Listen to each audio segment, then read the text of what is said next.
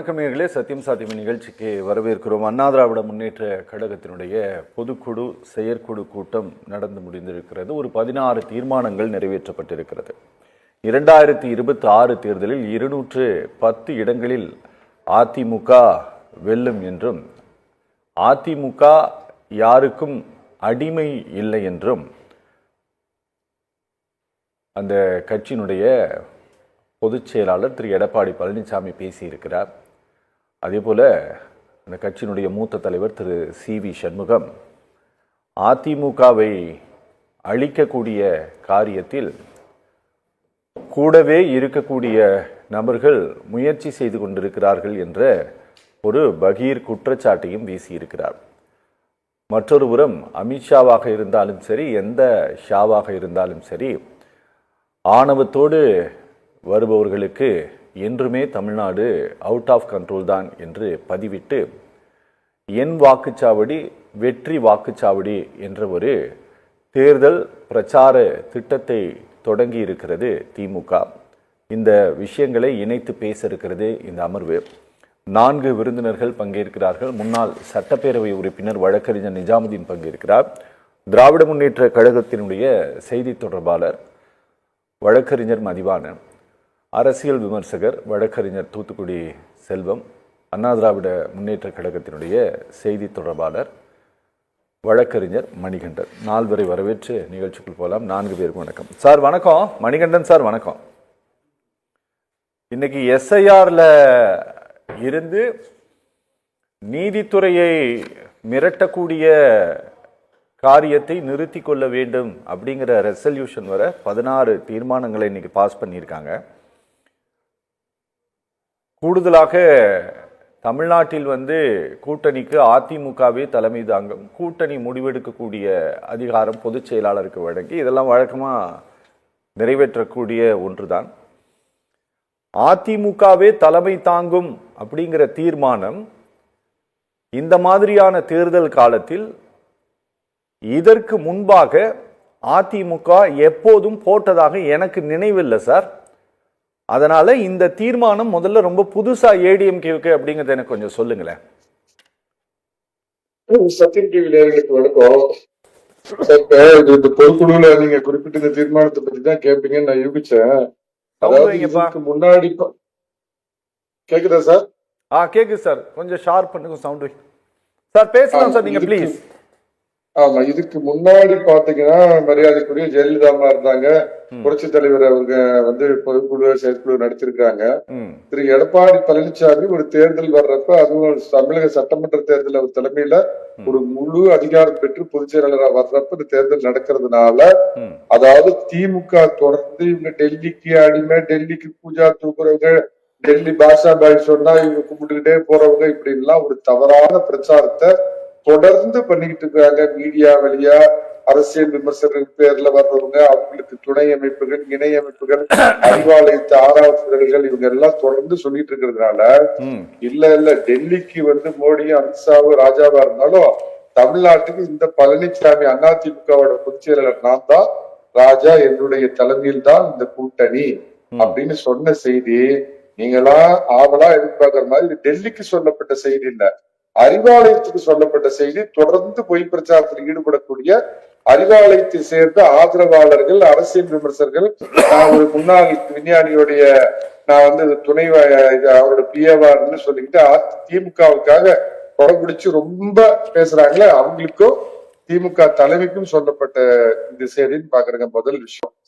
ரெண்டாவது பாத்தீங்க அப்படின்னா, ஒரு கூட்டணியில யாரை சேர்ப்பது யாரை நீக்குவது அப்படிங்கிறது அதிமுக தான் அப்படிங்கிறது இஸ் குவைட் நேச்சுரல். கூட்டணிக்கு யார் தலைமையோ அவங்கதான் அந்த விஷயத்துல ஈடுபடுவாங்க. ஏன்னா சமீபத்துல திரு பன்னீர்செல்வம் போய் அமித்ஷா அவர்களை சந்திச்சது, அதுக்கு பின்னாடி அண்ணாமலை இந்த பிரச்சனைக்கெல்லாம் நம்ம அண்ணன் செல்வம் வந்திருக்கிறாரு. காரணகர்த்தாவாக முதட்டளவில் எடப்பாடி பழனிசாமி அவர்களை நாங்கள் முதலமைச்சர் ஆக்குவோம்னு சொல்லிட்டு முதட்டிலே நகை உள்ளத்திலே பகை வைத்து பேசிக் கொண்டிருக்கின்ற அண்ணாமலை போன்றவர்கள் செய்யும் சில திரைமறைவு காரியங்களை வந்திருக்கிற பொதுக்குழு உறுப்பினர்கள் புரிஞ்சுக்கணும் அப்படிங்கிறதுக்காக பேசின விஷயமா. இது ஏற்கனவே திரு அமித்ஷா அவர்கள் குறிப்பிட்டு இருந்தாங்க.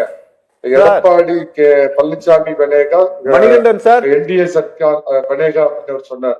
மணிகண்டன் சார், நான் முழுமையாக உங்களை நான் பேச அனுமதிச்சறேன், ஒன்றும் ப்ராப்ளம் இல்லை. ஆனா நான் ஒரு சின்ன சந்தேகத்தை தெளிவுபடுத்திக் கொள்வதற்கு தான், அதாவது வருகிற தமிழ்நாடு சட்டமன்ற பொது தேர்தலையொட்டி அமைக்கப்பட்டுள்ள கூட்டணிக்கு அனைத்திந்திய அண்ணா திராவிட முன்னேற்ற கழகம் தலைமை தாங்குகிறது.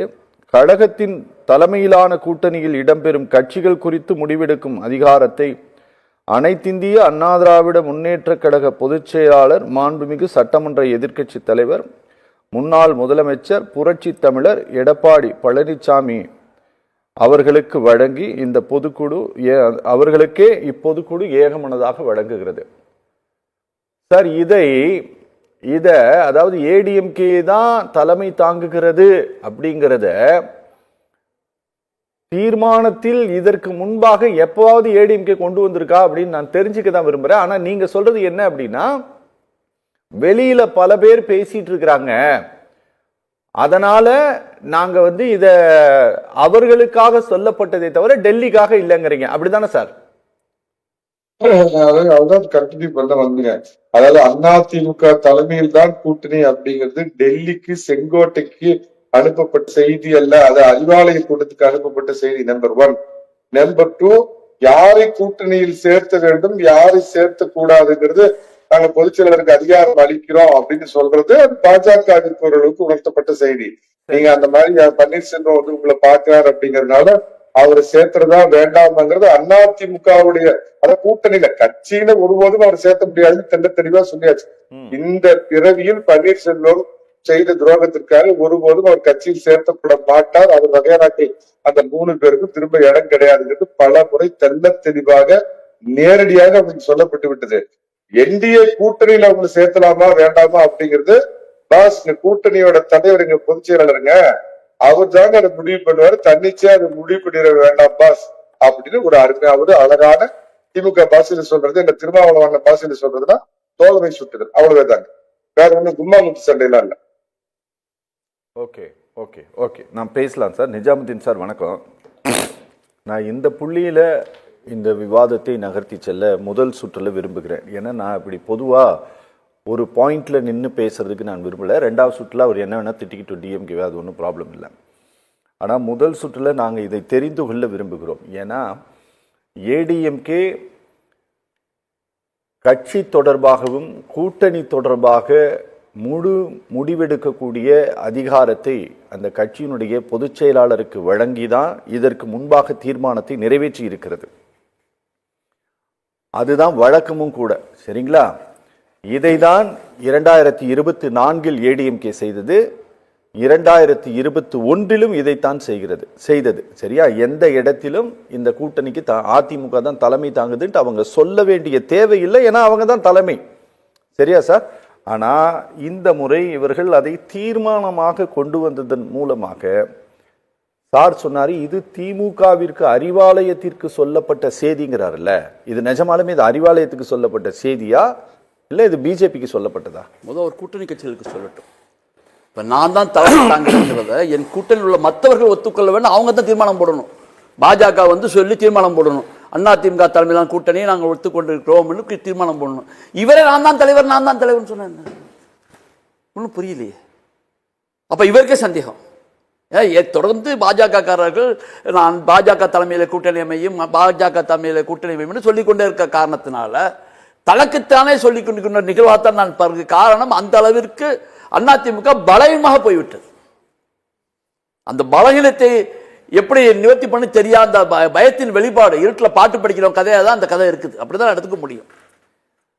அதிமுக கடந்த காலத்தில் மிகவும் செல்வாக்காக இருக்கின்ற காலத்தில் இது போன்ற தீவிரமான அவங்களுக்கு தேவையில்லை, தேவைப்படலை. ஓகே. ஆனால் இன்று அவருடைய முன்னாள் முதல்வருடைய எடப்பாடியுடைய வார்த்தை, நாங்கள் பாஜகவால் பாதுகாப்பு பெற்றோம், பாதுகாக்கப்பட்டோம் என்றெல்லாம் சொல்லி தன்னுடைய இயலாமையை வெளிப்படுத்தக்கூடிய நிகழ்வு, விசுவாசத்தை காட்டுகின்ற விளைவு வந்துவிட்ட காரணத்தினால இந்த ரெசல்யூஷனை ஏடிஎம்கே தவிர்த்திருந்தால் நல்லா இருந்திருக்குமா சார்? போட்டிருக்க கூடாது. ஏடிஎம்கே தகுதியை கெடுத்து விட்டார்கள். ஓகே. சாதாரண தொண்டன் கூட அதை கேள்வி கேட்கிறான், எதுக்கே போடுறாங்க, யாரு போடணும் சார்? இப்ப நம்மளாம் ஒன்னா கொஞ்சம் கூட்டணி கூட்டம்லாம் வச்சு கூட்டணி கட்சிகள்லாம் வச்சு ஒரு தீர்மானம் போட்டா நியாயம். எல்லா கட்சியும் அவங்க கூட்டணியில் எல்லா கட்சியும் பாஜக இன்னும் யார் யார் வந்து சேர்ந்தவங்கெல்லாம் பிடிச்சி வச்சு இந்த மாதிரி இந்த கூட்டணியில் வந்து அதிமுக இந்த மாநில தேர்தலுக்கு தலைமை தாங்குகிறதுன்னு சொன்னால் நியாயமாக இருக்கும். எனக்கு நானே போட்டுக்கிறதா? இல்லை, தாங்குகிறது அப்படிங்கிறத விட அதிமுக தான் தலைமை தாங்கும்னு சொல்லியிருந்தா கூட ஓகே. கரெக்டா?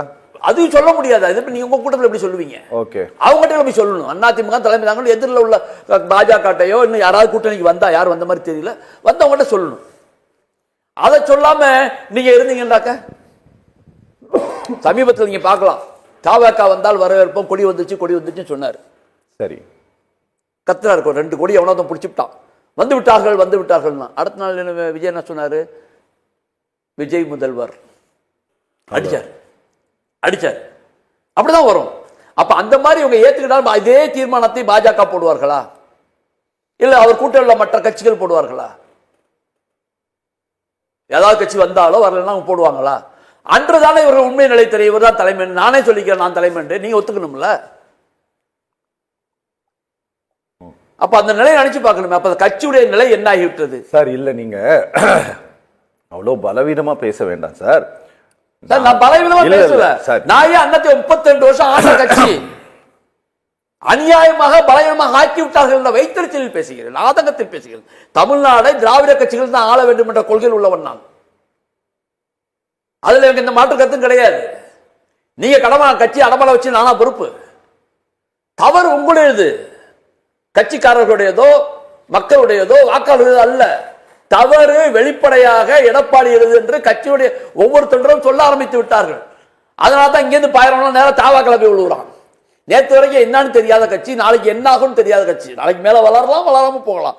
எந்த எதிர்கால நிலையும் இல்லாத ஒரு கட்சிக்கு உங்க கட்சியுடைய பெருந்தலைவர்கள் எல்லாம் திரண்டு செல்லக்கூடிய அளவிற்கு உங்கள் நிலை ஆகி கொண்டிருக்குது என்று சொன்னால் நான் சொல்றேனா? இல்லையே. நடப்பை எடுத்து சொல்றோம், அவ்வளவுதான். பார்க்கிறோம், ஐயோ போறானே, அவர் கதற வேண்டியது நம்ம கதறணும். ஓகே, எதிர்கட்சியும் ஆளுங்கட்சியும் திராவிட பாரம்பரியமாக இருக்க வேண்டும் என்ற கொள்கை எனக்கு.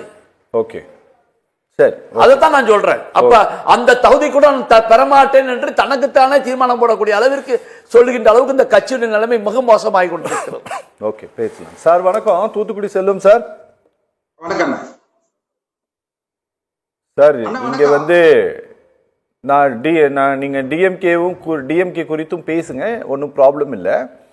அவங்களும் என் வாக்குச்சாவடி வெற்றி வாக்குச்சாவடி ஆணவத்தோடு நீங்க வந்தீங்கன்னா அவுட் ஆஃப் கண்ட்ரோல் தான் உங்களுக்கு தமிழ்நாடு. என்னைக்கும் நீங்க எந்த பந்து வேணா போடுங்க, அதை வந்து நாங்க 6 அடிப்போம் அப்படின்னு சொல்லிட்டு இதுக்கெல்லாம் கேட்கறதுக்கெல்லாம் ஏதோ தெலுங்கு பட டைலாக் மாதிரியே தான் இருக்குது. அதை பத்தி நீங்க பேசுங்க, எனக்கு ஒன்றும் பிரச்சனை இல்லை. ஆனா ஏடிஎம்கேல நீங்க இருந்திருக்கிறீங்க சார் ரொம்ப நாளா. சார், ஏடிஎம்கே இப்படி ஒரு ரெசல்யூஷன் போட்டதுண்டா சார்? அது சத்தியம் தொலைக்காட்சி நிறுவனத்திற்கு நெறியாளர் சகோதரர் அரவிந்தாக்ஷன் அவர்களுக்கு, அதே போல என்னுடைய சக பங்கேற்பாளர்களுக்கு, தொழில்நுட்ப கலைஞர்களுக்கு என்னுடைய முதல் வணக்கம். அதாவது அதிமுக பாரதிய ஜனதா கட்சி கூட்டணிக்குள் ஒரு நெருடல் இருக்கிறது என்பதை வெளிப்படையாக காண்பித்து விட்டார்கள். ஆமா, அதுல மாற்று கருத்து இல்லை. ஏன்னு கேட்டீங்கன்னா, அதிமுகவிற்கும் பாரதிய ஜனதா கட்சிக்கும் ஒரு ஒருமித்த கருத்து இன்னும் ஏற்படவில்லை. நான் இன்னும் கூட என்ன கேட்டீங்கன்னா, தேர்தலுக்கு இன்னும் 100 நாட்களுக்கு தேர்தல் எலெக்ஷன் நோட்டிபிகேஷன் வர்றதுக்கு இன்னும் ஒரு 100 நாள் இருக்கு. அதுக்குள்ள யார் யார் எந்த இடத்துல எந்தெந்த கட்சிகள் யாரோடு, இதெல்லாம் நமக்கு இன்னும் ஒண்ணு சரியான ஒரு தெளிவான நிலை வரல. ஆனாலும் கூட அதிமுகவிற்கு ஒருவேளை பாரதிய ஜனதா கட்சியிடமிருந்து திரு டிடிவி தினகரன் அவர்களையும் ஓ பன்னீர்செல்வம் அவர்களையும் சேர்க்க வேண்டும் என்கிற நிர்பந்தம் வந்துவிடக் கூடாது, பாரதிய ஜனதா மூலம் வந்துவிடக்கூடாது என்கிற பயம் இருக்கலாம். அல்லது என்னுடைய தனிப்பட்ட ஒரு அரசியல் விமர்சகராக வாக்காளர்களில் ஒருவனாக என்னுடைய கருத்து என்னன்னா, அதிமுகவுக்கு வந்து உள்ள நெருக்கடி என்னன்னு கேட்டா, திரு அண்ணாமலை இல்லாத பாரதிய ஜனதா கட்சி தலைமையில கூட்டணி, பாரதிய ஜனதா கட்சியோடு கூட்டணி சேர வேண்டிய ஒரு நெருக்கடி. பிளவுபட்டிருக்கிற அதிமுக, அதான் பிளவுபட்டிருக்க, நீங்க என்னதான் நீங்க வந்து புரட்சி தமிழர் மாபெரும் தலைவர் 4.5 ஆண்டு காலம் ஆட்சி நடத்தியவர் என்கிற அதுல எல்லாம் மாறுபட்ட கருத்து இல்ல. அதே நேரத்துல ஒன்றுபட்டால் தான் உண்டு வாழ்வு என்கிறது தான் கலை யதார்த்தம். ஏன்னா அது 2021 ஆகட்டும், அதுக்கு பிறகு நடந்த தேர்தல்கள் ஆகட்டும், அதெல்லாம் நிரூபிச்சிருக்கு. ஒண்ணு. ரெண்டாவது, இப்போ இதுவரை இல்லாத வகையில தமிழ்நாட்டு அரசியல்ல 1967க்கு பிறகு 67லயே ஒரு கூட்டணி, வலுவான கூட்டணி தான் திமுக வெற்றி பெற வைத்தது. ஆனால் இன்றைக்கு மூன்றாவது ஒரு வலுவான அமைப்பாக திரு விஜய் அவர்கள் களத்திற்கு வந்திருக்கிறார். அவருக்கு எத்தனை சதவீத வாக்கு இருக்கிறதுங்கிறது வந்து அன்டெஸ்டட், நாட் ப்ரூவ்டு, அது நான் மறுக்கல. அதே நேரத்துல அவருக்கு இருக்கிற திரைப்பட செல்வாக்கு அவரை மிக உயர்ந்த இடத்தை நோக்கி நகர்த்துகிற ஒரு தோற்றம் இருக்கிறது. அதான் நீங்க இப்போ என்ன சொல்லுவாங்கன்னா, அந்த திரைப்பட நடிகர்கள் விசில் அடிச்சா குஞ்சிகள் அப்படிலாம் சொல்லுவாங்க. ஆனா நான் அதுல என்ன மாறுபடுறேன்னு கேட்டீங்கன்னா, 1972ல என்னுடைய வயதின் காரணமாக 1972 கட்சி தொடங்கிய எம்ஜிஆர் அவர்களே 77 நான் தேர்தல் களத்தில் மைக்ல பிரச்சாரம் பண்ணியிருக்கேன். அந்த வச்சு சொல்றேன், மக்கள் திலகம் எம்ஜிஆரை இப்படித்தான் குறைத்து மதிப்பிட்டார்கள். விசில் அடிச்சாங்க குஞ்சிகள், சினிமாக்காரன், அவன் பேர் என்ன மலையாளி, இப்படி எல்லாம் மிக கடுமையான விமர்சனம் எல்லாம் பண்ணாங்க. ஆனால் மக்கள் திலகம் எம்ஜிஆருடைய வெற்றியை தடுக்க முடியல. ஏன்னா ஆட்சியில் இருந்த, இன்னும் சொல்ல போனீங்கன்னா, மிசாவை சந்தித்த திமுக, மிசா என்கிற ஒரு பெரிய நெருக்கடியை சந்தித்து அனுதாபத்தை எல்லாம் பெற்றிருந்த திமுகவால் வெற்றி பெற முடியல. 48 இடம் தான் ஜெயிச்சாங்க. அதனால என்னன்னு கேட்டீங்கன்னா, அதிமுக தலைமை கொஞ்சம் விட்டு கொடுத்து தன்னுடைய தலைமையை இன்னும் கொஞ்சம் தகவமைத்துக் கொள்ள வேண்டும், அல்லது இன்னும் கொஞ்சம் வலிமைப்படுத்திக் கொள்ள வேண்டும். என்ன வேணாலும் பேசிட்டு போயிடலாம். அவர் சி.வி. சண்முகம் இன்னைக்கு கொஞ்சம் அதிகபட்சமாவே பேசினாரு. நீங்க பார்த்திருப்பீங்க. துரோகிகளை நமக்கு அடையாளம் தெரியும், எதிரிகளை தெரியும். ஆனா ஒன்னா இருந்தே சங்கடப்படுத்தக்கூடியவர்களை அவர்கிட்ட நம்ம எச்சரிக்கையா இருக்கணும்னு சொல்றாரு. அப்படின்னு சொன்னா அது பிஜேபி நேரடியாக குற்றம் சாட்டுவதுதான். அதற்கு பதில் சொல்ல வேண்டிய பொறுப்பும் கடமையும் யாருக்கு இருக்குன்னா திரு நயினார் நாகேந்திரன் அவர்களுக்கு இருக்கு. அதனால நயினார் நாகேந்திரன் சில அரசியல் தரகர்கள்னு சொல்றாரு. இந்த 7 மணிக்கு மேல டிவியில உட்காந்துட்டு பேசுறவங்களையும் கண்டமேனிக்கு திட்டி விட்டுருக்காரு இன்னைக்கு திரு சி.வி. சண்முகம் சார். இந்த டிவியில பேசுறவங்களை திட்டிட்டு போட்டு அது ஒண்ணும் எங்களுக்கு பிரச்சனை இல்லை. ஆனா எங்களுக்கு தெரியல, அவங்களுக்கு நம்ம கூடவே இருந்து நமக்கு நன்மை செய்வது போலவே பேசிக்கொண்டு நம்மோடு உறவாடி கொண்டே இருக்கக்கூடிய சில அரசியல் தரகர்கள் அப்படிங்கிறாரு. கடந்த காலத்தில் அவங்களுக்கு யாரு அரசியல் தரகு வேலை பார்த்தாங்கன்னு தெரியும். ஒருவேளை அவர்களைத்தான் சொல்றாரோ? ஒருவேளை நான் இன்னும் கூட அண்ணன் சி.வி. சண்முகம்லாம் இப்ப மாலை போட்டிருக்காரு, சபரிமலைக்கு மாலை போட்டிருக்காரு. ஆனா மாலை போடாத நேரங்கள் இல்ல நினைக்கிறேன்.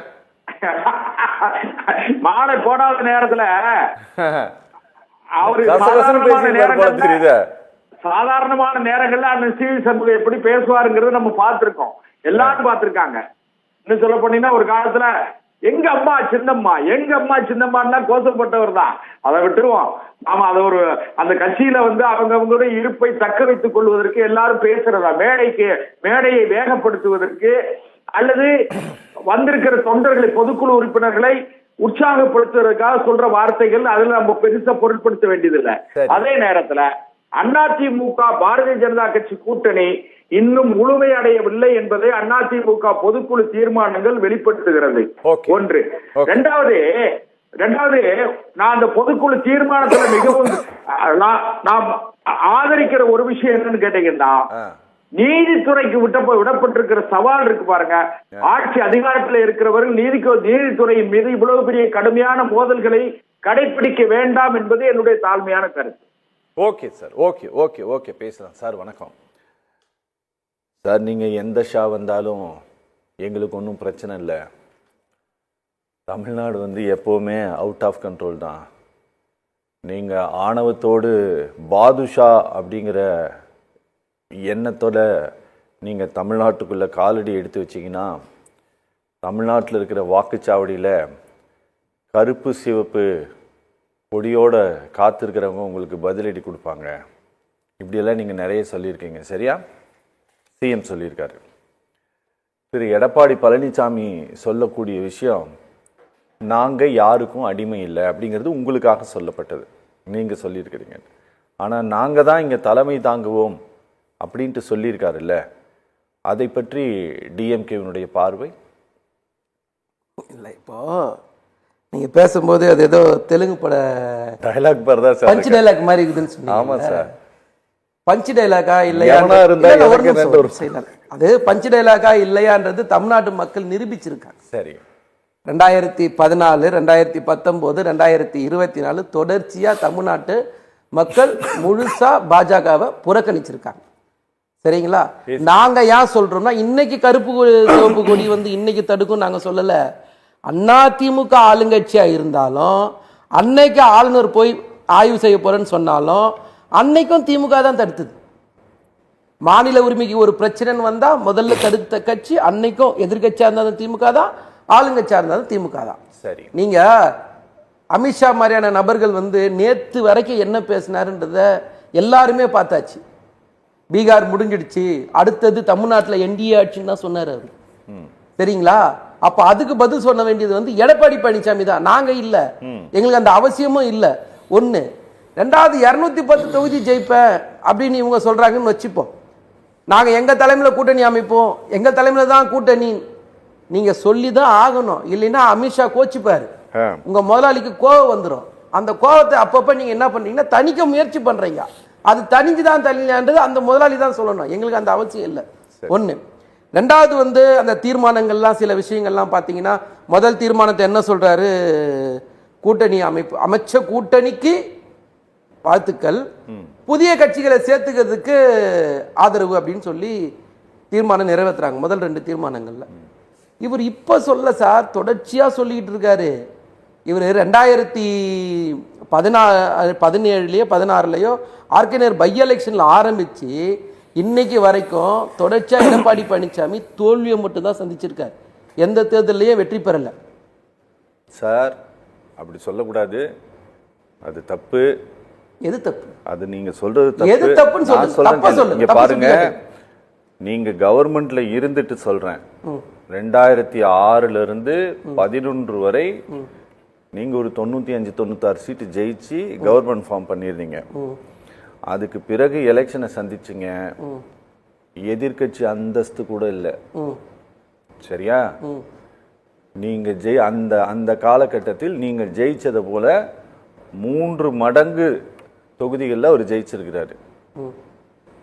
திமுகவுக்கும் அதிமுகவுக்கும் இடையிலான, இன்னைக்கு அவர் சொன்னது இது, இடையிலான வாக்குகள் வித்தியாசம் வெறும் 3,10,000 மட்டும்தான். அதனால நீங்க நாங்க வரிசையா ஜெயிச்சிட்டு இருக்கிறோம் நீங்க சொல்லக்கூடாது. சொல்லி முடிச்சு. ஆமா, அவர் தான் இன்னைக்கு சொன்னாரு. சொல்லி முடிச்சிங்களா? அவர் ஒன்னும் எம்ஜிஆரும் இல்ல, அவர் ஒன்னும் அம்மையார் ஜெயலலிதாவும் இல்ல, இப்ப தமிழ்நாட்டு மக்கள் அந்த அளவுக்கும் இல்ல. ரெண்டுத்தையும் புரிஞ்சுக்கணும். சரிங்களா? அன்றைக்கு கூட தொடர்ச்சியா எம்ஜிஆர் அவர்கள் ஜெயிச்ச காலகட்டங்களில் கூட நாடாளுமன்ற தேர்தலில் நாங்க ஜெயிச்சிருக்கோம். சரி. இவனை எடப்பாடி பழனிசாமி வந்ததுக்கு அப்புறம் எந்த அரசியல் கட்சியுமே ஒரு சட்டமன்ற தேர்தலில் தோக்கோ இல்ல நாடாளுமன்ற தேர்தலில் ஜெயிக்கும், மாறி மாறி தான் வெற்றி வரும். யார் தொடர்ச்சியா வந்தாலும் யார் தொடர்ச்சியா போனாலும். இன்னைக்கு எடப்பாடி பழனிசாமி வந்ததுக்கு வெறும் தோல்வி மட்டும்தான். நீங்க அதை யாரும் மறந்துடக்கூடாது. நாங்க எது இல்லாதெல்லாம் நாங்க சொல்லல. அவர் 210 சொல்றாரு சார். 221 சட்டமன்ற தொகுதியில நாடாளுமன்ற தேர்தல் அப்ப நாங்க தானே முன்னிலை இருக்கோம். எங்க கூட்டி தானே முன்னிலை இருக்கு. வெறும் 8 சட்டமன்ற தொகுதியில தானே அதிமுக முன்னிலையில் இருக்கு. இப்ப எப்படி ஒரு 210 தொகுதியில ஜெயிப்பாரு? அப்படி பார்த்தா அவர் சொல்ற கணக்கு பிரகாரம் சரி, அவர் பிஜேபியும் சேர்த்தாச்சு, என்டி அலையன்ஸ் சேர்த்துட்டோம், திமுக அதிமுக அலையன்ஸ் சேர்த்தாச்சு அப்படின்றாரு. இப்ப தேமுதிக முடிவு பண்ணிடுச்சா, பாமக முடிவு பண்ணிடுச்சா? அதெல்லாம் எங்களுக்கு தேவையில்லாத கதை. நீங்க அதை ஆரம்பிச்சதுனால தான் நான் சொல்றேன். சரிங்களா? எங்களுக்கு சாதனைகள் இருக்கு சார். அவர் எங்களுக்கு சொல்றாரு, வாக்குறுதியை பத்தி பேசுறாரு. வாக்குறுதியை பத்தி எடப்பாடி பழனிசாமி கேட்கிறாரு. வாக்குறுதி கொடுக்காம திட்டங்கள் நிறைவேற்றிருக்குமே. நான் முதல்வன் திட்டமோ தமிழ் புதுமை பெண் திட்டமோ நாங்க சொல்லியா நிறைவேற்றணும்? காலேஜ் சொல்ற திட்டத்தை நாங்க தேர்தல் அறிக்கையில் சொல்லியா நிறைவேற்றணும்? அப்ப சொல்லாத திட்டத்தை நிறைவேற்றிருக்கோம்ல. அதை பத்தி ஏன் எடப்பாடி பழனிசாமி பேச மாட்டாரு? அது என்ன sir, Madurai Coimbatore metro rail திட்டத்துக்கு வந்து கோரிக்கை விடுப்பீங்க, தமிழ்நாடுன்னு பேசினா கண்டிப்பீங்க, ஒன்றிய அரசு வந்து அதை கோரிக்கை வைக்கிறது அதையும் சேர்த்து கண்டிச்சிருங்களேன்ற. நான் எங்க தடுக்குது உங்களுக்கு பிரச்சனை? உங்களுடைய அடிமைத்தனத்துக்காகவோ உங்களுடைய உட்கட்சி விவகாரத்துக்காகவோ சம்பந்தமே இல்லாம பேசினா எப்படி அது பதிலாகும்? நாங்க எங்க கூட்டணி வச்சு பேசுற பிஜேபியோட நீங்க கூட்டணி வச்சா சரியா, நாங்க கூட்டணி வச்சா தப்புன்னு சொல்றீங்களா அப்படின்னு கேக்குறாரு. நாங்க கூட்டணி வச்சோம், ராமர் கோயில் வந்ததா? நாங்க கூட்டணி வச்சோம், பொது சிவில் சட்டம் வந்ததா? நாங்க கூட்டணி வச்சோம், ஆர்டிகல் 370 திரும்ப பெறப்பட்டதா? இல்ல காமன் மினிமம் வர ஒரு நிமிஷம் நான் சொல்லி முடிச்சிடுறேன், இடையில போயிட. காமன் மினிமம் ப்ரோக்ராம் ஒரு நிமிஷம் அரவிந்த், அது வச்சுதான் கூட்டணி வச்சோம். நீங்க கூட்டணி வச்சீங்க, என்ன நடந்தது? வேளாண் சட்டம் வந்தது, அக்னிபாத் திட்டம் வந்தது, முத்தலாக் சட்டம் வந்தது, சிஏஏ NRC NPR சட்டம் நடைமுறைப்படுத்தப்பட்டுச்சு. கேட்டா கூட்டணி தர்மத்துக்காக ஆதரிச்சேன்னு சொன்னது நீங்க, நாங்க இல்ல. கூட்டணி தர்மத்துக்காக நாங்க எந்த சட்டத்தையும் ஆதரிக்கல. அப்ப வித்தியாசத்தை பார்க்கணும்ல. கொள்கையே இல்லைன்னு பேசுறீங்க தேர்தல்ல, அது எப்படி கொள்கையே இல்லாம ஒரு கூட்டணி இருக்கும்? அப்ப எடப்பாடி பழனிசாமி பேசுறது எதை நம்ம ஏத்துக்க முடியும்? இங்க உங்களுக்கு ஒரு மேடை இருக்கு, ஒரு மைக் இருக்கு, பேசுறீங்க, அவ்வளவுதான். அதுல அர்த்தமா இருக்கா? பொதுவெளியில் நீங்க பேசப்படுறது, நீங்க சொன்ன அத்தனையுமே எங்களை பொறுத்த வரைக்கும், சகோதரர் சொன்னாரு அது அறிவாலயத்துக்கு சொல்ல வேண்டிய அவசியமே இல்லைங்க. எங்களுக்கு எங்க வந்து எங்களுக்கு எங்க நீங்க பதில் சொல்லணும்? நீங்க ஒரு கூட்டணி முடிவு பண்ணிட்டீங்க சார், அதுக்கப்புறம் எங்களுக்கு ஏன் பதில் சொல்லணும்? உங்க கூட்டணியில முடிவு பண்ணின்னு போங்க. அப்ப நீங்க யாருக்கு சொல்றீங்கன்னா உங்களுடைய டெல்லி பாதுஷாக்கு நீங்க சொல்றீங்க, எங்களுக்கு இல்ல. பாதுஷாலாம் யாரும் கிடையாது, அதுதான் நாங்களும் சொல்றோம். உள்ள வராதீங்க, இது தமிழ்நாடு அவுட் ஆஃப் கண்ட்ரோல். அதனாலதான் நாங்க சொல்றோம். நாங்க சொல்ற எல்லா வார்த்தையும் தமிழ்நாட்டு மக்கள் ஆல்ரெடி நிரூபிச்சாச்சு, மீண்டும் ஒரு முறை நிரூபிப்பாங்க. அதுல எந்த விதமான சந்தேகமும் வேண்டாம். உடனே அவர் சொல்றாரு மாநில தேர்தலுக்கும் ஒன்றிய தேர்தலுக்கும் வித்தியாசம் இருக்குது அப்படின்னு சொல்றாரு. என்ன வித்தியாசம் பெருசா வந்துச்சு? அமித்ஷா வந்து தேர்தல் பிரச்சாரத்துக்கு வராரு, மோடி தேர்தல் பிரச்சாரத்துக்கு வராரு. என்னைக்காவது ஒரு நாள் தமிழ்நாடு நலத்திட்டங்களை பத்தி பேசியிருக்காரா? என்னைக்கான கல்வி நிதியை பத்தி பேசியிருக்காரா? விளையாட்டுத்துறைக்கான நிதியை பத்தி பேசியிருக்காரா? மழை வெள்ள நிவாரண நிதியை பத்தி பேசியிருக்காரா? என்னைக்காவது எந்த மேடையிலாவது இதே பிரதமர் அமித்ஷாவை பேசியிருக்காங்களான்னு கேட்கிறேன். அதை பத்தி கேளுங்க, கண்டிங்க சார். ஒண்ணுமே வேணாம் சார், எடப்பாடி பழனிசாமியை போக சொல்லுங்க, ஒரு கடிதம் கொடுக்க சொல்லுங்க, குறைந்தபட்சம் ஒரு கடிதமா பார்த்து கொடுத்துட்டு வர சொல்லுங்க. இந்த கோரிக்கை 3 கார் போய் போகும்போது நேரடியா ஒரே கார்ல இறங்கி போய் பார்த்துட்டு இந்த மாதிரி வந்திருக்க, எனக்கு இந்த கோரிக்கை தமிழ்நாட்டு மக்களுக்கு தேவை, செஞ்சு கொடுங்கன்னு கேளுங்க. நீங்க கூட்டணி வச்சுட்டு உங்களோட அறிக்கை முழுவதும் நீங்க சரி சிவி சண்முகம் சொன்னது கூட இருக்கிற உறவாடி கெடுக்கிற, அது யார்? அது உறவாடி கெடு, நாங்களா உறவாடின்னு இருக்கோம் அதிமுகவோட? சொல்லுங்க. சாமி வேற மாலை போட்டுக்குது, இல்லைன்னா 11 மணிக்கு சாமி ஒண்ணு பேசும். அதை விடுங்க, அதெல்லாம் ஏன் பேசுறீங்க? நான் அதெல்லாம் பேசலங்க, அவரு பேசல. நான் அங்க பேசுற மேடையில உறவாடி கெடுக்கிறேன்னு வார்த்தை நான் பேசுறேன்னா சிவி சண்முகம் பேசுறாரா சார்? சபை நாகரிகத்தோட பேசுறாரா சார்? அவரு பொதுவெளியில் எப்படி பேசுறாங்க எல்லாரும் பார்த்துட்டு தானே இருந்தோம். அந்த மாதிரியா நாங்க பேசுறோம். இப்போ யாராவது ஒரு நிமிஷம் பேசலாம் சார். மணிகண்டன் சார், நீங்க முதல் சுற்றுல நீங்க பேசும்போது நீங்க ரொம்ப குறைவான நேரம் தான் பேசுறீங்க சார். நான் பேசுறது கேக்குதா உங்களுக்கு மணிகண்டன் ஐயா? கேக்குது சார். ஆமா, நீங்க முதல் சுற்றுல பேசும்போது ரொம்ப கம்மியான டைம் பேசுனீங்க. ஏதாவது நீங்க வரும்போது நான் ஏதாவது குறுக்கிட்டனா இல்ல நீங்களே அவ்வளவுதான் பேசுனீங்களா? நான் பேச நினைப்பதெல்லாம் நீ பேச வேண்டும் நீங்களே பேசிட்டீங்க. ரெண்டாவது நீங்க சார், நீங்க பேசுறதுக்கு இருந்து நான் ஏதாவது அந்த டைமை எடுத்துக்கிட்டேன் நீங்க சொல்லி முடிச்சுங்க. எனக்கு ஒரு 2-3 நிமிஷம் டைம் இருக்கு பிரேக் விடுறதுக்கு. ஆமா, நான் ஒரு அப்சர்வேஷன் சொல்லிடுறேங்க.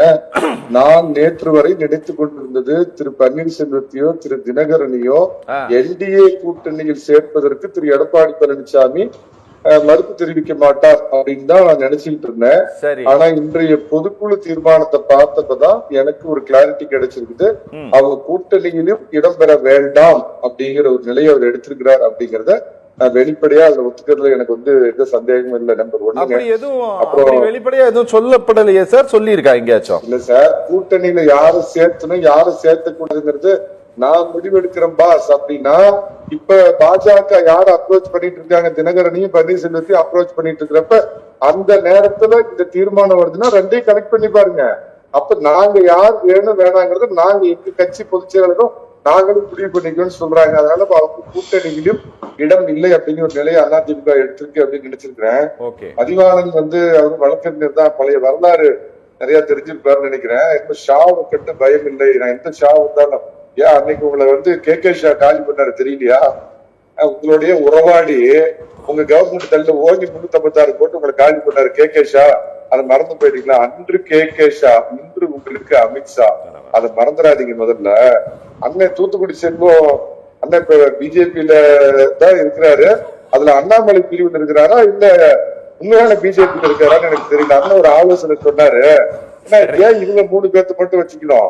முத்துசாமி, கே.கே.எஸ். சார், அனிதா ராதாகிருஷ்ணன், ஏவாவேலு, திருநாவுக்கரசு, ரகுபதி, இவங்க எல்லாத்தையும் அதிமுக சேர்த்துக்கிட்டு அதிமுக பலம் பெருந்திய கட்சியா மாறி போயிடுமே. கட்சியிலிருந்து காலகாலமாக வெளியேற்றப்பட்டவர்கள், துரோக செயலால் வெளியேற்றப்பட்டவர்கள் வந்து அது அதிமுக பிரிஞ்சு கிடக்குதுன்னு நீங்க ஒரு கூட்டணி கட்சியில் இருந்துட்டு அதிமுக பிரிஞ்சு கிடக்குது அப்படின்னு சொல்ற வார்த்தையை அப்ப நான் என்ன பண்ணுவேன்? இங்க ஒரு தனி ஆவர்த்தனம் பாருங்க. டெல்லிக்கு கட்டுப்படாத, டெல்லியை மீறி என்னை நீக்கிப்பார், நாங்க என்ன போய் விஜயோட சேர்ந்துக்கிறேன்னு ரகசியமா சவால் விட்டுட்டு அவருக்கு தலைவராக இருக்கிற அண்ணன் செல்வம் பிஜேபிக்குள்ளேயே நீங்க தனியா செயல்படுறீங்கன்னு அப்ப நான் அதெல்லாம் சொல்லுவேன். அதனால இதை தவிர்த்துருங்க. திரு எடப்பாடி பழனிசாமி வந்து இப்ப அம்மாவோ இல்ல ஒரு புரட்சி தலைவரோ இல்லன்னு மதிவான சொல்றதை நான் 100% ஏத்துக்கிறேன். அவங்க ஒரு சாதாரண வேட்டி கட்டின கோமணம் கட்டின ஏழை விவசாயி. அதே சமயத்துல மரியாதைக்குரிய நம்ம தமிழக முதலமைச்சர் பாத்தீங்கன்னா அறிஞர் அண்ணாவும் இல்ல, கலைஞர் கருணாநிதியும் இல்ல, ஒரு சன் ஆஃப் கருணாநிதி. அவ்வளவுதான் அவருடைய தகுதிங்கிறது, சன் ஆஃப் கருணாநிதி. அதை தாண்டி அறிஞர் அண்ணாவுக்கு இருந்த அரசியல் சாதுரியமோ இல்ல கருணாநிதி அவர்கிட்ட இருந்த அரசியல் கூர்மை சாதுரியமோ இல்லாதவரு ஏதோ சன் ஆஃப் கருணாநிதி அப்படின்னு. ஒரே ஒரு நிமிஷம் சார். அவர் வந்து அந்த கட்சியினுடைய தலைவராக தேர்ந்தெடுக்கப்பட்ட போதும் சரி, செயல் தலைவராக தேர்ந்தெடுக்கப்பட்ட போதும் சரி, திரு மு.க. ஸ்டாலின் அந்த மேடையிலேயே சொன்னாரு, எனக்கு கலைஞரை போல எழுதவும் தெரியாது பேசவும் தெரியாதுன்ட்டு. நீங்க அதை சொல்ல வேண்டாம், அது அவரே சொல்லி இருக்காரு. அரசியலும் தெரியாது, அதான் சொல்றேன். அது ஒண்ணு சொல்லாம விட்டுட்டார். ரெண்டு சொன்னது, எனக்கு கலைஞர் போல அரசியல் திறமையும் கிடையாது, நிர்வாக திறமையும் கிடையாது, மக்களுடைய கஷ்டத்தை புரிஞ்சுக்கிற கருணாநிதிக்கு இருந்த கூர்மையான அறிவும் எனக்கு கிடையாது. இங்க எல்லாம் தமிழ்நாடு பத்திக்கிட்டு எரியுறப்ப, கும்பி எரியுது, குடல் காயுது, தமிழ் எல்லாம் ஜாவறப்ப, ஆனா நான் ஒரு கற்பனை உலகத்துல வாழ்ந்துகிட்டு பாத்தீங்களா மக்கள் எல்லாம் அப்படியே சந்தோஷ கடல்ல மிதக்குறாங்க, அப்படியே எல்லாம் தேனும் பாலாலும் ஓடுச்சுன்னு ஒரு கற்பனை உலகத்துல நான் வாழ்றேன். கருணாநிதி மாதிரி நான் கிடையாதுன்னு அவர் சொல்ல மறந்துட்டார் அப்படிங்கிறது சொல்ல விரும்புறேங்க. 2011 சீட்டு கொடுக்க மாட்டேன்னு டெல்லியில இருந்து சிபிஐ விட்டு அறிவாலயத்துல பாவம் மரியாதைக்குரிய மூத்தவர் கலைஞர் அவரை டெரோ பண்ணி சிபிஐ வந்து உட்கார்ந்து சீட்டு தரியா இல்லையான்னு வயதான அவருடைய துணைவியார உட்கார வச்சு விசாரணை நடத்துறங்கிற பேர்ல மிரட்டி 63 சீட்டு வாங்கின காங்கிரஸ் கட்சி எங்க? அதே சமயத்துல 2019 2021 பலம் பொருந்திய மோடி அவர்கள், அமித்ஷா அவர்கள் சொல்லியும் கூட இந்த கட்சியிலே இந்த கூட்டணியில சில பேரை நான் சேர்த்த மாட்டேங்க அப்படின்னு ஒதுக்கி வச்ச திறமை எங்க? அதே மாதிரி இந்த பாஜகவுக்கு எவ்வளவு சீட்டை ஒதுக்குறார்? 63 வாரி கொடுத்துட்டு கையை கட்டிக்கிட்டு இன்னொரு மரியாதைக்குரிய கருணாநிதி, பிஜேபி உயரம் இவ்வளவுதாங்க, உங்களுக்கு இவ்வளவுதாங்க சீட்டு கொடுக்க முடியும், இதுக்கு மேல கேட்காதீங்க, எங்கேயும் உங்களுக்கு வளர்ச்சி இருக்குது அப்படின்னு கேட்டவர் பழனிசாமி. இதையெல்லாம் மறந்துட்டு ஏதோ இஷ்டத்துக்கு பேசுறாங்க. அப்புறம் ஏதோ சொன்னார், ஐயா கூட்டணியில காங்கிரஸ் கட்சி மன்மோகன் சிங் அரசாங்கமே எங்களாலதான் வாழுதுங்கிறப்ப கொத்து கொத்தா கொலையா நீங்க இலங்கையில எல்லாம் தமிழர்களுக்கு சுட்டு கொண்டப்ப ஒரு அடிமை இன்னொரு அடிமைக்கு எப்படி உதவி செய்ய முடியும் அப்படின்னு போய் ஒரு நாடக உண்ணாவிரத காலையில டிஃபன் சாப்பிட்டு மத்தியானம் சாப்பிடறதுக்குள்ள உட்காந்துட்டு இருந்தாரு. அதுக்கப்புறம் டிஆர் பாலு, அக்கா கனிமொழி எல்லாம் போய் திருமாவளவன் இங்க இது விடுவார், மீசை உடுக்குவார். அங்க போய் நானு இவரைய ராஜபக்சே மிரட்டிட்டு பரிசு புட்டி வாங்கிட்டு இருந்தாங்களே, இது தெரியாதா? இங்க காவிரி பிரச்சனை, போய் காங்கிரஸ் கூட்டணியில் இருக்கிறீங்க, காவிரி பிரச்சனையை நீங்க தீர்த்தீங்களா? கூட்டணியிலேயே இல்லாத நீங்க பிஜேபி கொண்டு என்ஐஏ சட்டத்தை எதுக்கு ஆதரிச்சு ஓட்டு போட்டீங்க? அப்ப என்ன கள்ள கூட்டணியா பிஜேபியோட? என்ஐஏ சட்டத்தை எதற்கு திமுக ஆதரித்தது? பதிவான பதில் சொல்லுங்க அதுக்கு. சரி, ஓகே, பேசலாம். சின்ன பிரேக் அப்புறம் ஒரு பிரேக் அப்புறம் முடிச்சு வந்துடுறேன். நேரிலே ஒரு சிறிய இடைவேளைக்கு பின் சத்தியம் சாத்தியமே தொடரும். After admitting, we are very glad that we admitted her here because my daughter, though she is not very high studious girl, we wanted her to be an all-round development, and it has worked out well.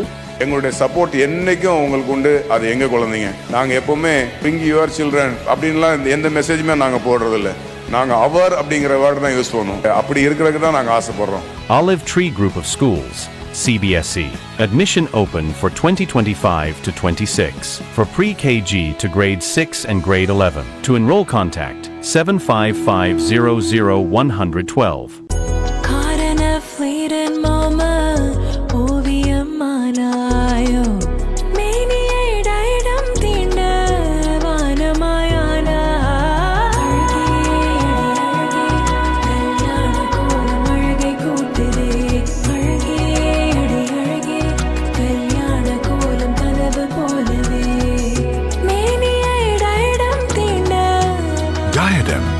Chetty Road, T Nagar and Nongambakkam. After admitting, we are very glad that we admitted her here because my daughter, though she is not very high studious girl, we wanted her to be an all-round development, and it has worked out well.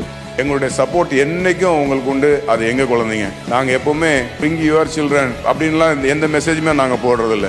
நாங்க அவர் அப்படிங்கிற word தான் use பண்ணுவோம். அப்படி இருக்கிறதுக்கு தான் நாங்க ஆசைப்படுறோம். Olive Tree Group of Schools, CBSE. Admission open for 2025 to 26 for pre-KG to grade 6 and grade 11. To enroll, contact 755000112. Caught in a fleeting moment, ஓவியமானாயோ மேனியிடம் தீண்ட வானமாயானா கல்யாண கோலம் அழகை கூட்டுதே அழகே அடி அழகே கல்யாண கோலம்.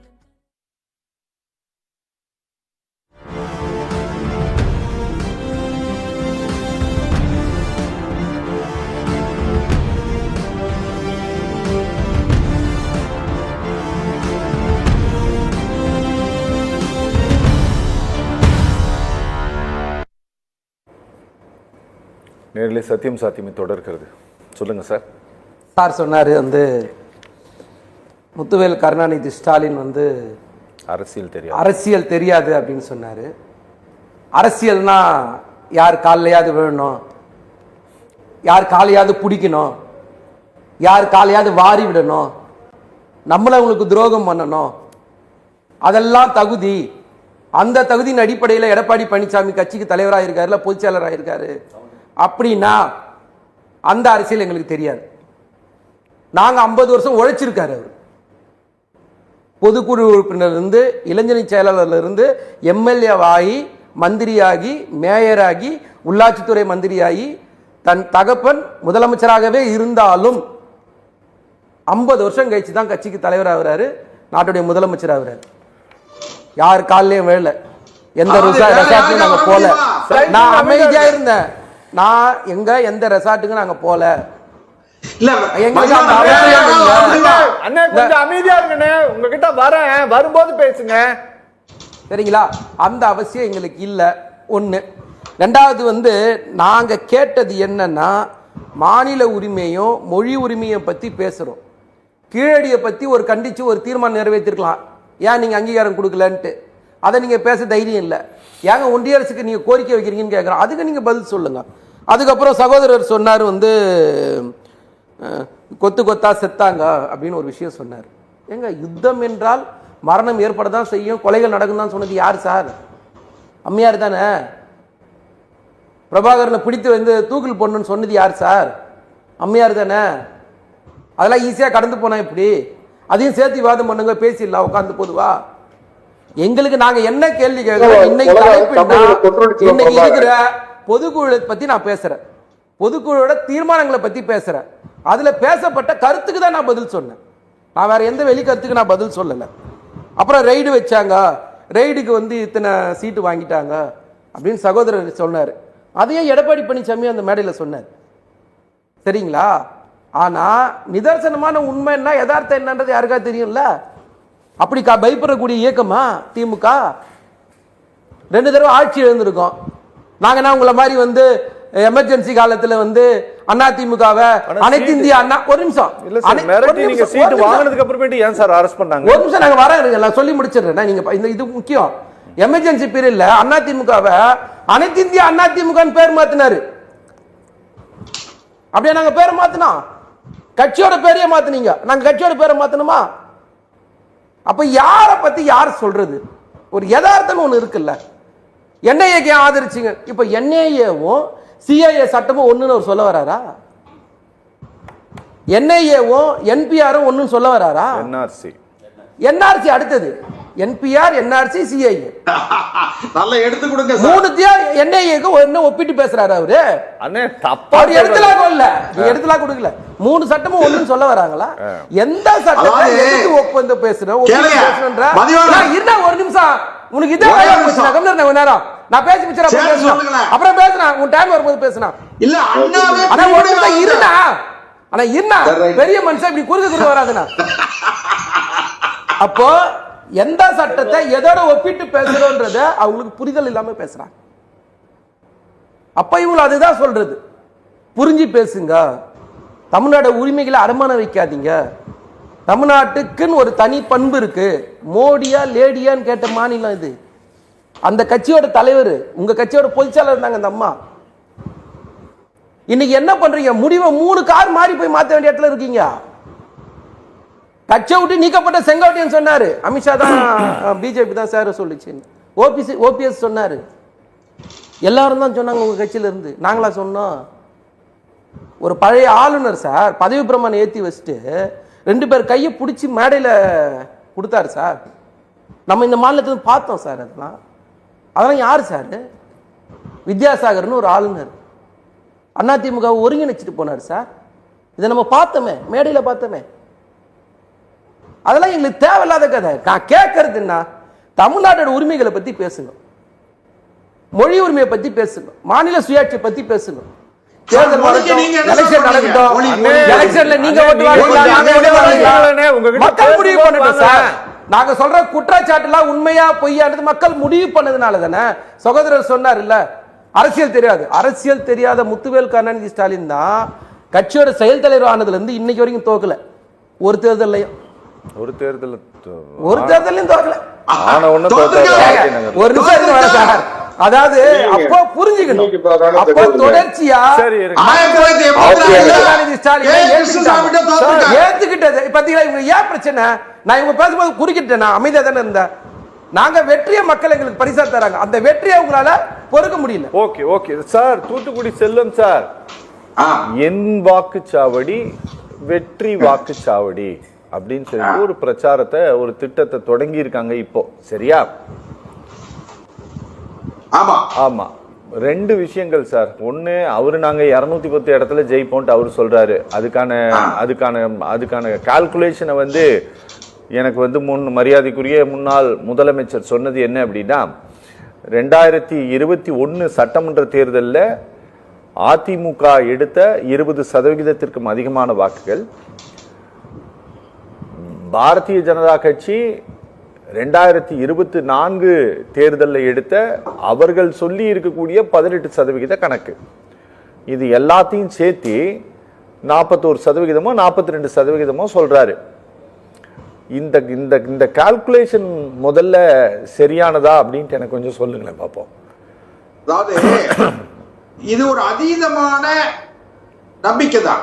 ஏன்னு கேட்டீங்கன்னா, 2021க்கு பிறகு நடந்த அனைத்து தேர்தலிலும் அதிமுக தோல்வி அடைந்திருக்கிறது. சரி, இன்னைக்கு இருக்கிற கலை யதார்த்தம் விருப்பு வெறுப்பு இல்லாமல் நாம பேசுறதா இருந்தா, திரு அண்ணாமலை அவர்கள் இல்லாத, தலைமை பொறுப்புல இல்லாத இந்த சூழ்நிலையில இன்னைக்கு பாரதிய ஜனதா கட்சிக்கு, அந்த பாரதிய ஜனதா கட்சி கூட்டணிக்கு ஒரு 18% வாக்குகள் கிடைத்திருக்கிறது அது தவறான தகவல். அது என்ன பொறுத்தவரை ஏற்றுக்கொள்ள முடியாத ஒரு மதிப்பீடு.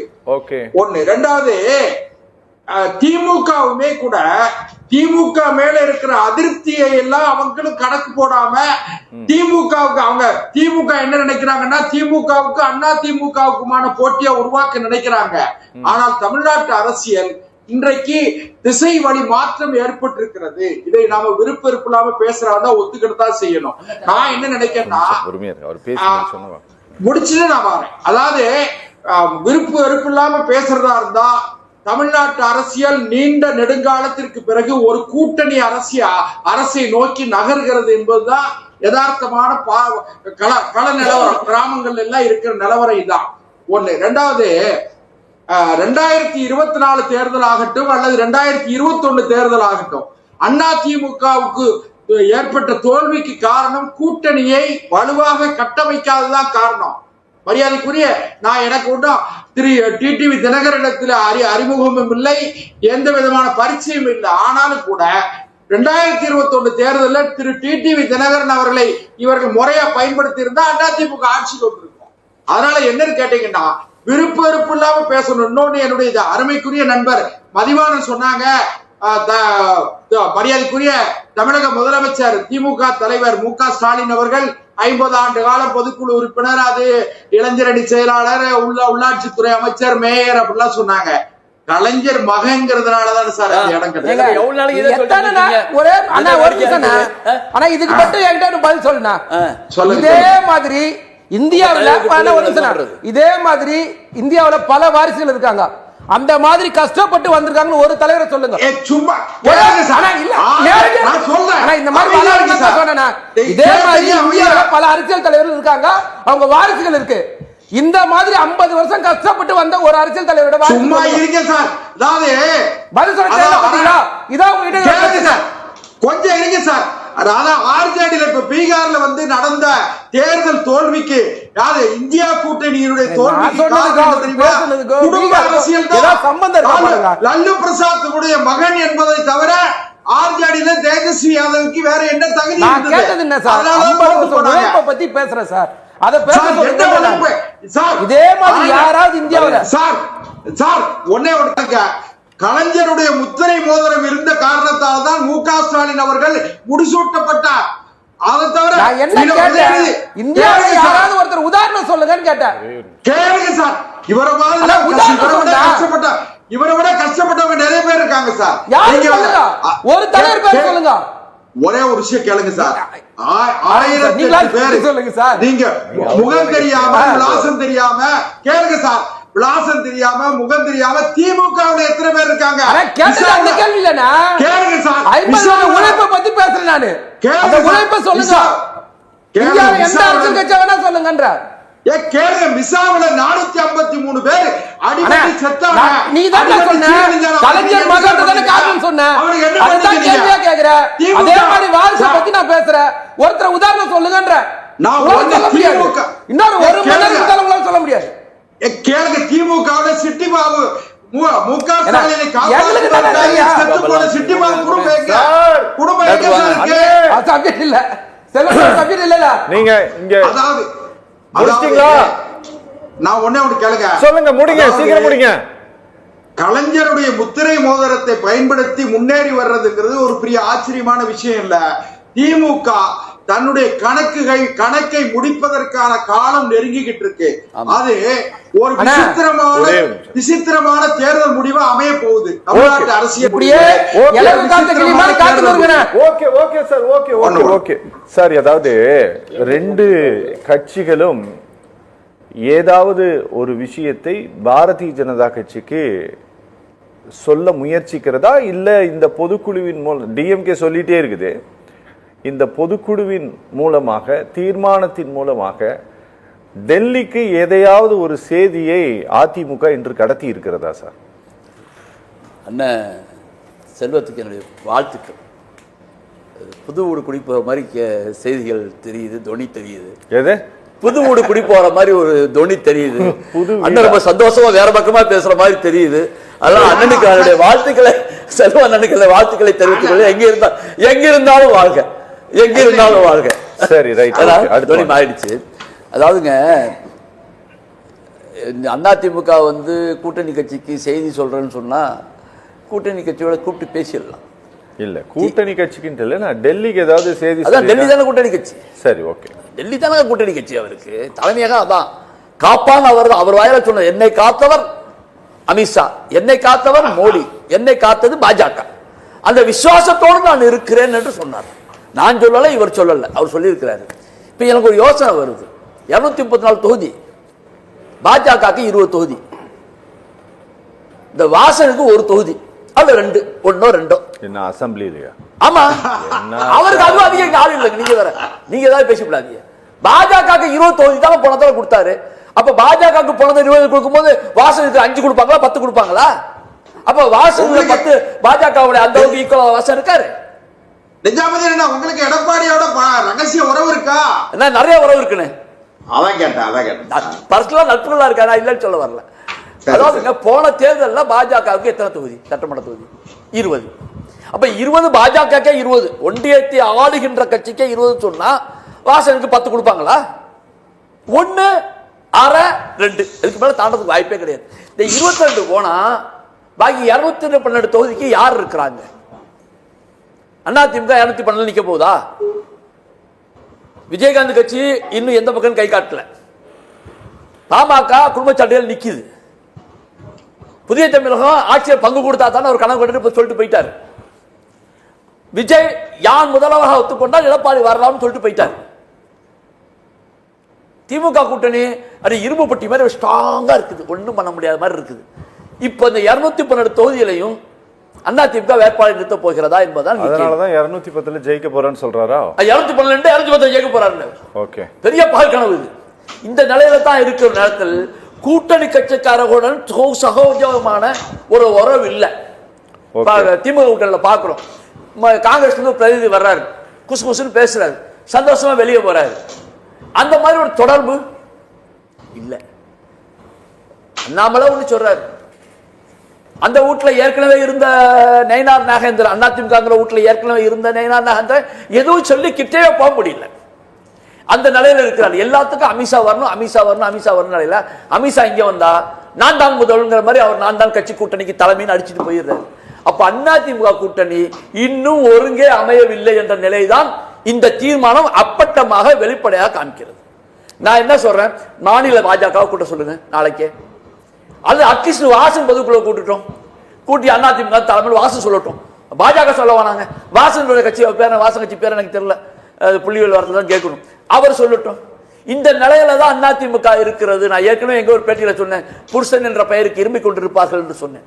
அது மாதிரிதான் இன்னைக்கு அதிமுக நிலைமை இருந்து கொண்டிருக்கிறது என்று சொன்னால் இதுக்கு முழுக்க முழுக்க முழு காரணம் மாண்புமிகு முன்னாள் முதல்வர் எதிர்க்கட்சி தலைவர் எடப்பாடியார் தான். அந்த முதல்வர் பதவி கூட அவர் நின்று ஜெயிச்ச பதவி அல்ல, தற்செயலாக இறைவன் வித்திட்ட விதியாக முன்னாள் முதல்வர் ஜெயலலிதா அவர்கள் இறந்த காரணத்தினால அது அவருக்கு ஒரு வார்த்தையை விட்டுட்டாரு, கீழே விழுந்தாரு, கையில் விழுந்தாரு, காலை வரலான்னு தவண்டு போனதை விட்டுவிட்டாரு. தவண்டு போய் பெற்ற பதவி. நீங்க வணக்கம் சொல்லாங்க, ஏற்கனவே சொல்லிட்டீங்க, நீங்க என்ன பண்றது, அக்கா பார்த்தது அடிக்கடி அதை தான் அனுப்பிட்டே இருக்காங்க எனக்கு. ஆகவே இந்த சூழ்நிலையில் இந்த சூழ்நிலையில் அதிமுக தன்னைத்தானே சொல்லக்கூடிய நிலைக்கு தள்ளிவிட்டது என்ற நிலை. சமீபத்தில் அந்த கட்சியில் போன எல்லா பட்டியலையும் பெருசா எடுத்தா திமுக நிறைய பேர் போயிட்டாங்க, கொஞ்சம் பேர் தாவேக்காக்கு போயிட்டாங்க. ஒருத்தர் கூட அந்த பக்கத்தும் திரும்பல, ஒருத்தர் கூட அந்த பக்கத்தும் திரும்பல. ஒன்று இங்கேருந்து போயிருக்கணும், அங்கேருந்து போயிருக்கணும். அது அரசியல் சகஜம். போனா இந்த ஒரு செயலா போனாக்க கூடாரம் காலியாகிறது. இது எனக்கு வருத்தம். நான் ஏற்கனவே சொன்னேன், திராவிட கழகங்கள் தான் தமிழ்நாட்டை ஆள வேண்டும். இப்ப அவரும் திராவிடம் தன் திராவிட பாரம்பரியம் வரேன்னு சொல்றாரு, அது சந்தோஷமா இருக்குது. ஆகவே இந்த நிலையில எடப்பாடி அதிமுக ஆட்சிக்கு வரது அப்புறம் விட்டோம், அதிமுகவை காப்பாரா? Okay okay sir, Manikandan sir, நானு இந்த கூடவே இருந்து அழிக்க முயற்சிக்கிறாங்க அப்படின்ட்டு சொன்னார் இல்ல சார், அது யாரையாச்சும் பர்டிகுலராக ஏடிஎம்கே அப்படி சந்தேகப்படுவதைத்தான் திரு சி.வி. சண்முகம் வெளிப்படுத்தி இருக்காரா சார் இந்த மேடையில? ஏன்னா இது பார்ட்டியோட ஜெனரல் பாடி மீட்டிங், இதுல இது அவருக்கு நல்லா தெரியும். இது எல்லா டெலிவிஷன் சேனலும் இதை லைவ் டெலிகாஸ்ட் பண்றாங்க அப்படிங்கறது அவங்களுக்கு நல்லாவே தெரியும். தெரிந்தே பேசி இருக்கிறாங்க அப்படிங்கறதுனால நாங்க கேட்கிறோம், யாரையாவது குறிப்பிட்டு தான் அவர் சொல்லி இருக்கிறாரா, பெயர் சொல்லாமல்? அது திரு அண்ணாமலையா? வெளிப்படையா பேசுறவங்க, அதாவது அவர் சொல்லியிருக்கிறது பார்த்தா சமீபத்துல மூத்த பத்திரிகையாளர் துக்ளக் ரமேஷ் பாத்தீங்கன்னா கிட்டத்தட்ட பாத்தீங்கன்னா திரு விஜய் அவர்களுக்கு பிஆர்ஓ அவருடைய பிஏ ரேஞ்சுக்கு மாறி பேசிட்டு இருக்கிறாரு. சோ திரு ஆதித்ய குருமூர்த்தி அவர்களை நேரடியா மறைமுகமா குறிப்பிட்டு சொன்னாரோ அப்படின்னு எனக்கு ஒரு சந்தேகம் இருக்குதுங்க. அண்ணன் நான் வெளிப்படையா சொல்லிட்டேன், அண்ணன் நிஜாமுதீன் முன்னால சொல்லிட்டீங்களோ? இல்ல இல்ல சார், நீங்க பேச போட்டுக்கிட்டு மோடி சார், ஆனா உங்களோட சார் அசாத்தியமானதா இருக்கு சார். இல்ல இல்ல, நாட்டுக்கு மோடி, ஸ்டேட்டுக்கு எடப்பாடி, நாட்டுக்கு மோடிசாமி, தமிழ்நாட்டுக்கு பழனிசாமி. சரி, இதுதான் என்னுடைய ஸ்டாண்ட். நான் கலரை மாத்திக்கிறவன்ல, நாஞ்சில் சம்பத் மாதிரி நேற்று ஒரு பேச்சு, முந்தா நாள் ஒரு கட்சி, நாளைக்கு ஒரு கட்சி, இன்னைக்கு ஒரு நிலை, இதெல்லாம் இல்ல. நான் இவங்க ரெண்டு பேரும் சேர்ந்தாலும் பிரிஞ்சாலும் நாட்டுக்கு மோடிசாமி, தமிழ்நாட்டுக்கு பழனிசாமி, இதுதான் என்னுடைய ஸ்டாண்ட். புரிஞ்சுக்குங்க. திமுக ஓகே சார் பேசலாம். கல்லாக்குட்டியை தொடர்ந்து 10 கோடி 15 கோடி சார், ஏன் சார் நீங்க கொஞ்சம் அமைதியாயிட்டீங்களே? என்ன சார் காரணம்? அதனால வந்து கல்லாக்குட்டி மணிகண்டன் சார், மணிகண்டன் சார், மதிவாணன் இல்ல மணிகண்டன் சார், ரொம்ப சாந்தமா ரொம்ப அமைதியா பேசுறீங்களா சார்? என்ன சார் காரணம்? என்ன காரணம்னா இதுதான் நான் எப்பயுமே அப்படிதான் பேசுவேன். நீங்க தான் எல்லாம் டெம்ப் பண்ணிடுவீங்க. சீட்டு பாருங்க. அண்ணன் இப்ப தம்பி இவரு இருக்காரு, திமுக வந்திருக்காரு மதிவாணன். நான் சொன்னதான் சொன்னாரு, இந்த மாதிரி குயுக்தியான அரசியல் முக ஸ்டாலினுக்கு தெரியாதுன்னு நான் சொன்னதை அவர் வெளிப்படுத்தார். ஆனா கருணாநிதிக்கு தெரிஞ்ச அந்த அரசியல் ஸ்டாலினுக்கு தெரியலன்னு சொன்னேன். நெடுஞ்செலியில தூக்குறதுக்கு எம்ஜிஆரை காக்கா பிடிக்கணும், எம்ஜிஆர் மூலமா முதலமைச்சரா உட்காரணும், அதுக்கப்புறம் இந்த எம்ஜிஆர் முன்னிலேயே குத்தி கட்சி விட்டு வெளியே எடுக்கணும், நமக்கு போட்டியா நம்மளோட சூப்பரா தமிழ் பேசுற EVK சம்பத்தை தூக்கி எறியணும், எதிர்காலத்துல அந்த பையனுக்கு போட்டியா வர்ற வைகோவை கட்டம் கட்டணும் அப்படிங்கிற இந்த திறமை கருணாநிதி கிட்ட இருந்தத ஒழிய அவரு மகன்கிட்ட இல்ல அப்படிங்கறத நான் சொல்ல வந்ததுங்க. அப்புறம் கட்சியை வந்து அதிமுக பேர் மாத்தினாரு. கட்சியுடைய பேரை தாங்க அகில இந்திய அப்படின்னு நல்லதமா மாத்தினாரு. சண்டாளி இந்திரா, சதிகாரி இந்திரா அப்படின்னு தான் பேசிட்டு இந்த பேரை அடமான வச்சதை நியாயப்படுத்தி போய் 118 இடம் சீட்டை கொடுத்துட்டு நேருவின் மகளே வருக, நிலையான ஆட்சி தருகன்னு களம் பார்த்தின கமலியன் யார் அப்படிங்கறது தெரியும். இறுதியா ஒரே ஒரு வார்த்தை சொல்லிடுறேங்க. Please sir. I stand with justice. I am with justice. G.R. Swaminathan. Okay sir, okay நான் முடிக்கிறேன். ஏதாவது சொல்ல விரும்புறீங்களா? டைமா சொல்லணும். டைம் இல்ல எனக்கு. நான் சொன்னது கட்சியோடைய பேரை மாத்தின வீரத்தை பத்தி பேசினேன். அதுக்கு ஒரு காரணம் சொல்றாரு சார். ஒவ்வொன்றும் ஒரு காரணம் அப்படி இல்லங்க. அதாவது ஒரு யாருக்கு கட்சியோட பேர் மாத்துவா? ஒரு விஷயத்தை நீங்க பார்க்கணும். சகோதரர் முதல்வர் கூட்டத்தை பத்தி பேசுறாருல, நான் சொன்ன அத்தனைக்கும் ஆதாரம் இருந்தது. அவர் சொல்ற எதுக்கு ஆதாரம் கிடையாது. எல்லா தெளிவான செய்திகளை சொல்றாரு. அது வந்து அவரா கற்பனையா ஒரு நிமிஷம், அவர் கற்பனையா சொல்றாரு. நான் எடப்பாடி பழனிசாமி பண்ண துரோகத்தை ஆதாரத்தோட சொன்ன தமிழ்நாட்டு மக்கள் எல்லாத்தையும் பார்த்தாங்க. கூவத்தூர் ரெசார்ட்ல தவழ்ந்து ஊர்ந்து வந்ததை எல்லா நாட்டு மக்களும் பார்த்தாங்க. யாருமே மறைக்க முடியாது. இத சசிகலாவுக்கு துரோகம் பண்ணது யாரும் மறுக்க முடியாது. ஓபிஎஸ்க்கு பண்ண துரோகத்தை யாரும் மறுக்க முடியாது. செங்கோட்டையனுக்கு பண்ண துரோகத்தை மறுக்க முடியாது. தமிழ்நாட்டு மக்களுக்கு பண்ண துரோகத்தை மறுக்க முடியாது. சிறுபான்மை மக்களுக்கு பண்ண துரோகத்தை மறக்க முடியாது. ஒட்டுமொத்த இந்தியாவுக்கு பண்ண துரோகத்தை மறக்க முடியாது. துரோகத்தோட மொத்த உருவம் தான் எடப்பாடி பழனிசாமி. சரி சார், ரொம்ப நன்றி. நான் முடிக்கிறேன் சார்.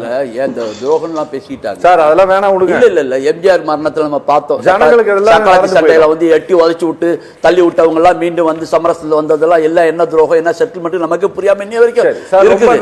அதெல்லாம் பார்க்கலாம், நிறைய பேசிட்டு போலாம் சார். நேயர்கள் மற்றும் நிர்வாகம் சார்பா நிகழ்ச்சியில் பங்கேற்று பேசிய 4 பேருக்குமே ரொம்ப நன்றி சார். ரொம்ப நன்றி 4 பேருக்கு. நேரிலே நிகழ்ச்சி நிறைவு பெறுகிறது. மீண்டும் மற்றொரு நிகழ்ச்சியில் சந்திக்கலாம். நன்றி, வணக்கம்.